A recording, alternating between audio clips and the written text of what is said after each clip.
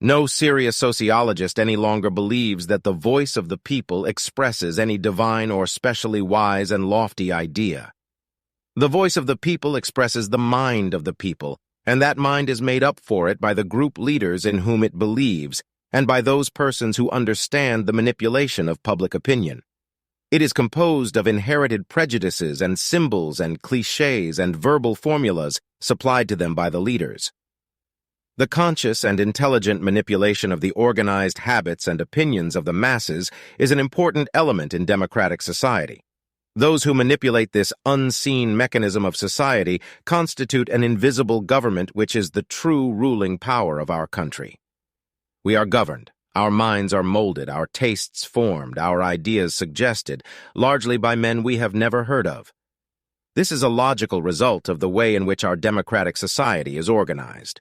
Vast numbers of human beings must cooperate in this manner if they are to live together as a smoothly functioning society. In almost every act of our daily lives, whether in the sphere of politics or business, in our social conduct or our ethical thinking, we are dominated by the relatively small number of persons who understand the mental processes and social patterns of the masses. It is they who pull the wires which control the public mind. Men do not need to be actually gathered together in a public meeting or in a street riot to be subject to the influences of mass psychology. Because man is by nature gregarious, he feels himself to be member of a herd, even when he is alone in his room with the curtains drawn.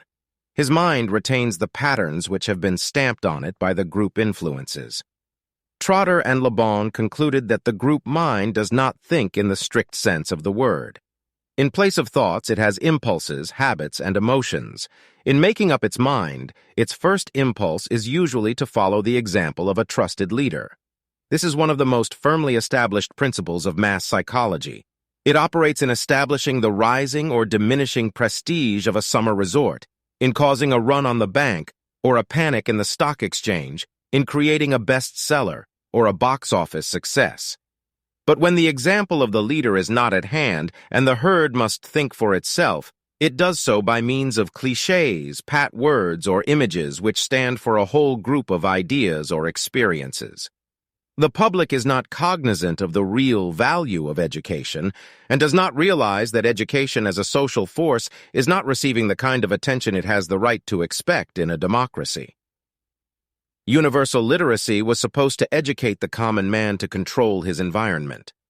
Once he could read and write, he would have a mind fit to rule. So ran the democratic doctrine. But instead of a mind, universal literacy has given him rubber stamps inked with advertising slogans, with editorials, with published scientific data, with the trivialities of the tabloids and the platitudes of history, but quite innocent of original thought. Each man's rubber stamps are the duplicates of millions of others, so that when those millions are exposed to the same stimuli, all receive identical imprints. It may seem an exaggeration to say that the American public gets most of its ideas in this wholesale fashion. The mechanism by which ideas are disseminated on a large scale is propaganda, in the broad sense of an organized effort to spread a particular belief or doctrine. Modern business must have its finger continuously on the public pulse. It must understand the changes in the public mind and be prepared to interpret itself fairly and eloquently to changing opinion. Like its wartime prototype, the post-war propaganda drive was an immense success, as it persuaded not just businessmen but journalists and politicians that the manufacture of consent, in Walter Lippmann's famous phrase, was a necessity throughout the public sphere.